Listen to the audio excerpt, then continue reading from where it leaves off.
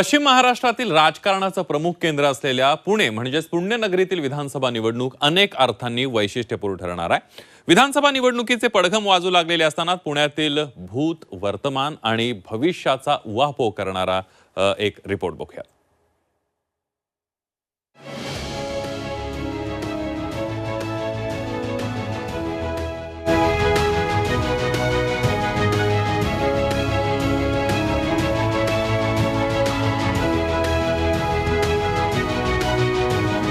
कधी काळी काँग्रेसचा बालेकिल्ला राहिलेलं पुणे शहर आज भारतीय जनता पक्षाचा गड बनलंय।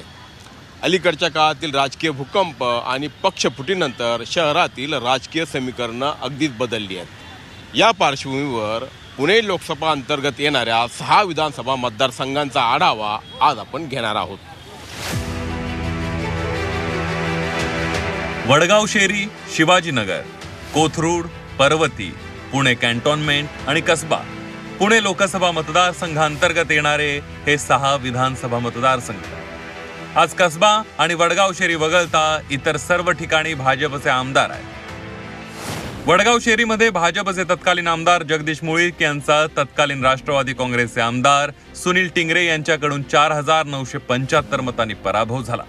सुनील टिंगरे आता अजित पवार यांच्या सोबत आहेत। शिवाजीनगरमध्ये भाजपच्या सिद्धार्थ शिरोळे यांनी काँग्रेसच्या दत्ता बहिरट यांच्यावर 5124 मतांनी निसटता विजय मिळवला।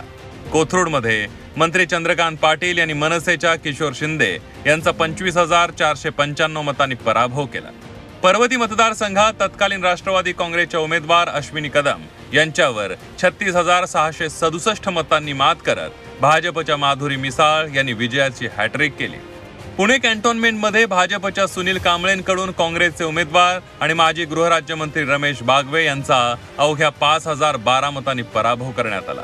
कसब्यात पुण्याच्या माजी महापौर दिवंगत मुक्ता टिळक यांच्याकडून काँग्रेसचे उमेदवार अरविंद शिंदे यांचा तब्बल 26,198 मतांनी पराभव करण्यात आला। मुक्ता टिळक यांच्या निधनानंतर झालेल्या पोटनिवडणुकीत भाजपला घाम फोडत काँग्रेसच्या रवींद्र धंगेकरांनी कसब्यात गुलाल उधळला। रवींद्र धंगेकरांनी भाजपच्या हेमंत रासनेंना 11,000 मतांनी पराभूत केलं। जो व्यक्ती चांगलं काम करेल त्याला त्यांनी निवडून द्यावं, कारण हे पक्ष निवडून आले तरी लोक पक्ष बदलतात, म्हणजे ते त्यांच्या स्वार्थासाठी सगळेजण हे करत असतात, म्हणजे त्याला आपल्या मताचा तिथं गैरवापर केला गेल्यासारखं मला वाटतं। कारण आपण निवडून देताना एका पक्षासाठी देतो आणि ते नंतर बदलतात, त्यांचे म्हणजे ते स्वतःच्या स्वार्थासाठी की आपल्याला सत्ता मिळावी ह्यासाठी ते बदलत असतील। त्यामुळे अशा तर माणसाला दिवस नाही मत। फोडाफोडीच्या राजकारणाशिवाय मतदारांच्या मनात तीव्र भावना आहेत आणि पुण्यातले प्रश्नही। पुणे मेट्रो, नदी सुधार प्रकल्प यांसारखी कामे जलद गतीने मार्गी लागतायत।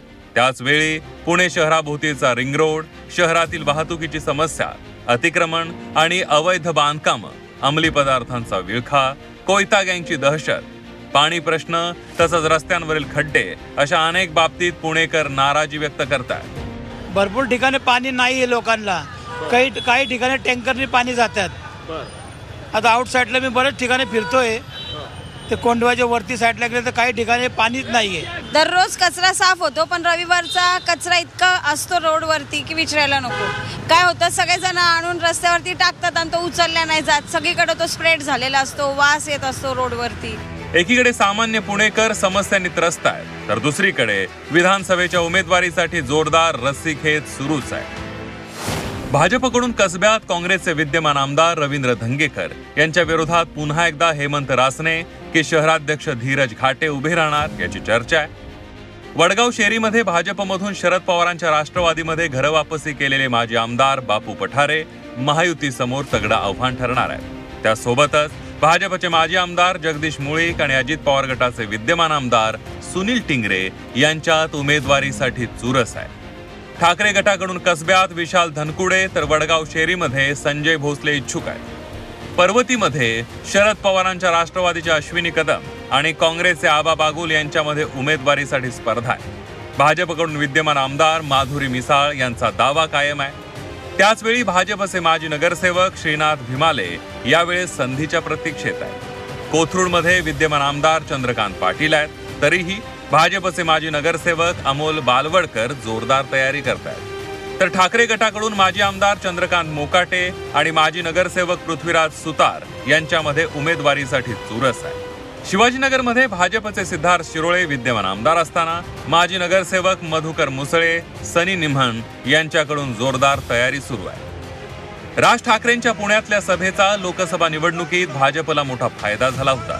त्यामुळे आता ही मनसे कुठे आणि कुणाला उमेदवारी देणार यावर ही बरीच गणितं अवलंबून आहेत. तेव्हा यंदाच्या निवडणुकीत भाजप बरोबरच अजित पवारांची ही राष्ट्रवादी काँग्रेस तसंच काँग्रेसही आपापल्या जागा राखणार, त्यात आणखी भर पाडणार की त्यांचं नुकसान होणार याची चर्चा सुरू आहे.